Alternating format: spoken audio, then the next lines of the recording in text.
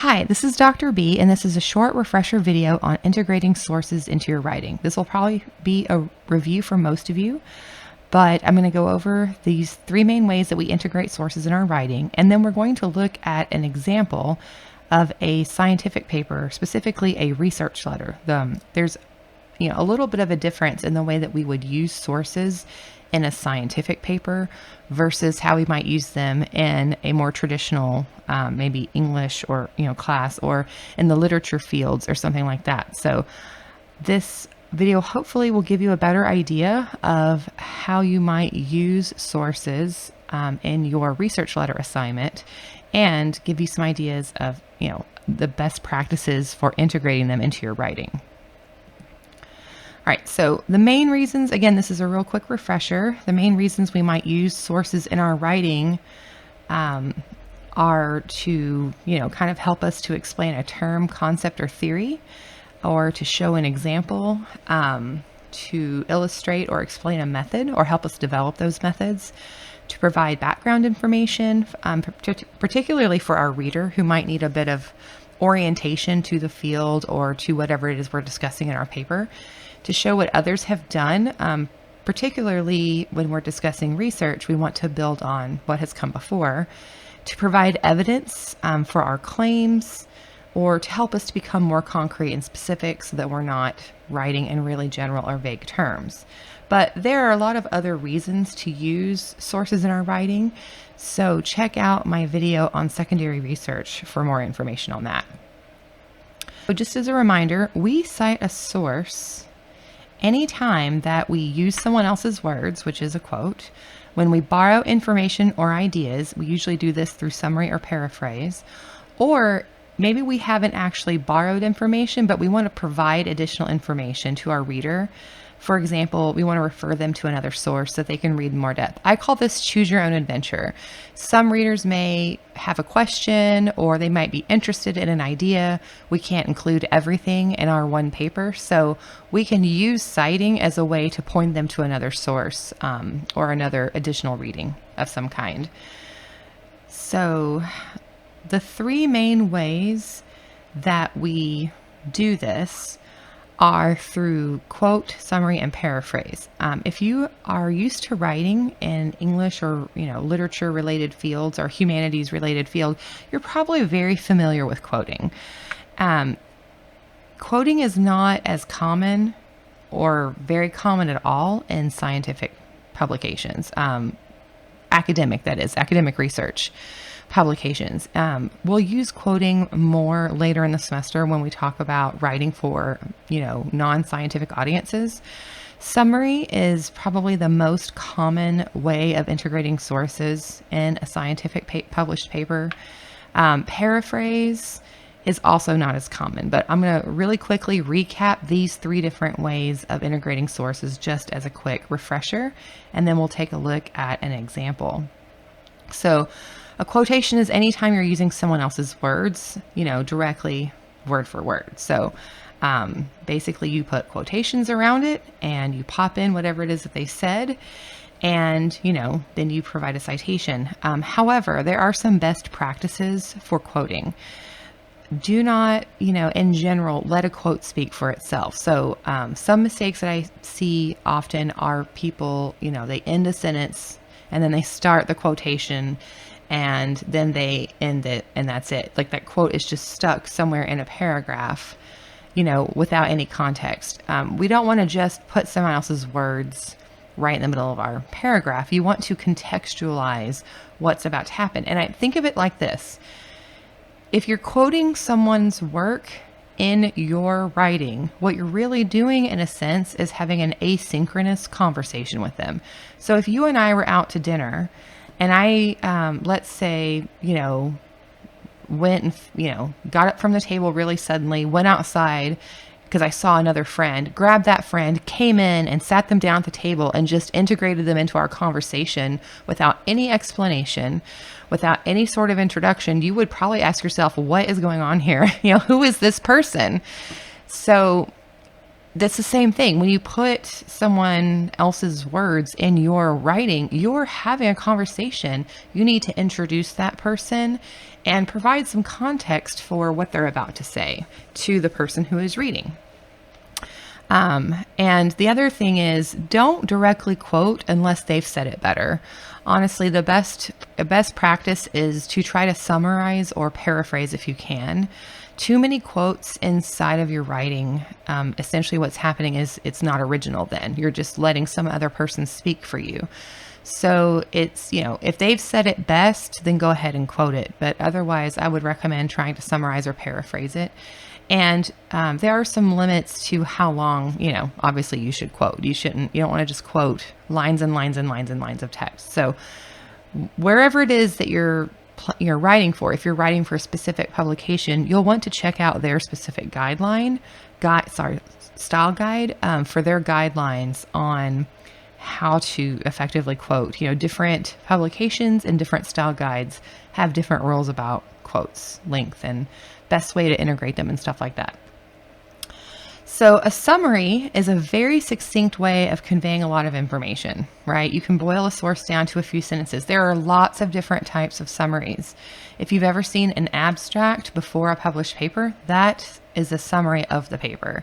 You can summarize a paper in one sentence. You can summarize multiple papers in one sentence. You can summarize in a paragraph. A summary, doesn't have like a hard and fast length. It's just a very succinct, version of, the larger document. And so it has whatever the most important information is, or the main ideas in it. Obviously a summary can't have everything, all the ideas and all the information of the original. So if you're doing like a faithful summary, just like more of an objective description of what's in the paper, you would probably write something kind of like an abstract. If you plan on using a source for a particular reason, like maybe there's some ideas in there that you think are more important than others, you could write yourself an annotation, which is a summary that focuses just on the information you find the most important. So there are a lot of different ways that you can, summarize a source. Check out on the resource page in Canvas the little guideline that I wrote about, abstracts, annotations, and evaluating sources for a little bit more information. Okay, and then a paraphrase is really just a restatement of a source's words and ideas in your own words. Why would you? A lot of people might wonder why we would do this instead of quote. And like I said before, you don't want to have too many quotes in your paper, because then if you have a whole lot of quoting going on, you don't have a lot of original writing. So what's the point of writing? You don't want to just keep sticking someone else's ideas and words into your own paper. Your paper should be in your words. We have to provide a lot of context for effective quoting, and that can make things to where they're not very concise. And so if we're going to use a source's ideas in our writing, it's really best to put them in our own words. We still need to cite them, obviously, because it's their ideas, but it helps us stay within the tone. It helps to better integrate those ideas more seamlessly into our writing, so it's not as distracting for the reader. And it allows you to sort of make a statement about that source and like kind of why you're using it in your writing. And the difference, a main difference between paraphrase and summary is that a summary is a very, very short version of the longer document. A paraphrase is about the same length because the paraphrase has all the main ideas and all the information, whereas a summary does not always, right? So if you're going to summarize a 30-page article, you can't have all of the ideas of that article in a one-paragraph summary, right? If you're going to paraphrase a 3-line, quote, it's going to be about 3 lines. So a paraphrase, it has about the same length and the same information as the original. It's just simply put in your own words. Okay. So a summary is, again, just remember, a much shorter version of the original source, whereas a paraphrase is actually about the same length. We usually get this wrong, colloquially. People say, well, I'm paraphrasing. It's like, well, actually, you're probably summarizing. So paraphrase is in your own words, but it has the same ideas. Okay. There are a lot of different style guides. There's IEEE, MLA, APA, Chicago. There's something called Oxfam. Wherever it is that you plan on publishing, check out that journal, check out that publisher, and check which style guide they might want you to use. They might have their own style guide. Even if a journal is using one of these style guides, they'll sometimes have modifications that they want you to make. There's, for example, there's a journal in my field that uses APA, but they want you to use the full name of the author rather than just the last name. So always check out, how do I cite? Look where you're going to publish it. That's going to dictate how you cite. Okay, let's just take a look at an example. I have 2 examples of research letters. I'm sorry for kind of how this looks on my computer. Let's take a quick look at how they have integrated sources and where they've done that. So what we're looking for here is whenever they have provided a citation. And the way they do their citations is with, endnotes. So there's a little number here, 1 and 2, that correlates to the source. So the first source that they've cited becomes number 1. The second source that they've cited becomes number 2, etc. Right? So it's based on basically their order of appearance. Whereas in the humanities, we would probably do it according to their last name, and we would order the works cited in alphabetical order. But here it's whatever source comes first becomes number 1. So up here, let's take a quick look. They've said that this is a research letter that I've posted to Canvas on medical student burnout by race, ethnicity, and multiple disability status. Here, where they have cited the first literature, they say that burnout is associated with depression and attrition in the physician workforce. Recent studies have found that Asian, Black, and Hispanic students and students with disabilities experience increased risk of burnout, and they provide 2 sources there. There are 2 different things going on here. First of all, this citation is a summary of 2 different papers. They've taken 2 whole papers and done a 1-sentence summary of both of them. So that is an umbrella statement. But they're basically summarizing 2 full studies in 1 sentence. The second thing they're doing here is they're providing this, and you notice, they didn't go into any detail. They're providing this so you can go read that if you want to. Maybe I'm really interested in this topic, or I want to know more. I can go down to that source and or either one of them, and can read more. So the role of the literature here is to provide, information and kind of choose your own adventure. But it's also the way that they're doing it, the way that they're integrating is a pretty broad summary. If you can summarize 2 probably 30+ page articles in 1 sentence, then it's a pretty broad summary.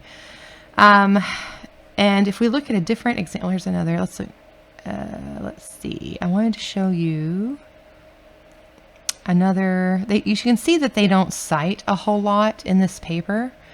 Because it's a research letter, so it's not as as in as much depth as you might expect for like a full report. But that's pretty much how they're using sources. Every single one of these, if you notice, is basically a pretty quick summary. There's absolutely no quoting going on. Here's another example. I've also posted this to Canvas. So this one is women are underrepresented among authors of attractive publications. And you're not going to find a quote, I don't think. I think I went through here. I don't think there's any quotes. I rarely ever see a quote in a scientific paper. But here, again, there is extensive literature highlighting the inequalities experienced by female researchers throughout their academic careers. So that's a very broad summary of 3 different papers, and also I can go read more about it if I want to. But they also use paraphrase. There's another way that they use summary here. So for example, here it says another study using a database of retracted articles showed that women represented 27% of first authors and 24% of last authors. And they go on, but basically this sentence is a summary of the results of another study. And they do this, I think, 3 or 4 times. So here we have, this source is, they're summarizing that source's studies, summarizing this next source's studies, another summary of studies. So they're going into a little bit more depth rather than here. You got this really large umbrella statement that kind of applies to all 3 articles. Here, they're going into a little bit more depth, but these are still summaries. I mean, if you have a 30-page research paper and you're able to communicate the results in like 1 sentence, that's a summary. So it's really, really interesting. So they're, summaries can be of different length, but here, the way that they're integrating sources is a summary. Now, what role is this performing? This is basically starting to establish the need for their own work. And the way that they're doing that is they're contextualizing or situating their study within what has come before. And then they kind of do that a little bit again later when they're discussing their results. You'll notice if we come over here to the methods section, you will see some citations. And so, basically they've used other work to help them design their research methodology. So I hope this kind of clears up, in conjunction with my video on secondary research. I hope this helps you understand how you will integrate sources into your research letter. And again, I just, as a reminder that there are 3 main ways of doing it, it depends on your audience. So if you're going to kind of gear a research letter more toward a journal that focuses on like rhetoric, or technical communication, and they tend to use MLA type style guides, you might quote, more often. But if you're writing for a journal more in the sciences, you're probably going to use a lot more of summary. Paraphrase, would probably occasionally be used in the sciences, but usually the focus there is on integrating our work into what has come before. You might paraphrase more when it comes to like discussion, insights in the conclusion, but you might summarize something like results. Just think, summary is much shorter than paraphrase. So anytime you have to condense a lot of information into like 1 or 2 sentences, you're summarizing. If you do really want to kind of quote someone, but it's not really common for that field, then I would focus more on paraphrase. But again, think about your audience, think about what's normal for them. I would recommend picking a journal that you would like to tailor your research letter for, and look at examples in that journal of how people integrate sources into their writing in things that have been published in that journal, and also go look at their style guide to give you some ideas of how you might do this. But I hope this was a helpful video. If you have any questions, you can post to the discussion boards or you can email me. Thanks.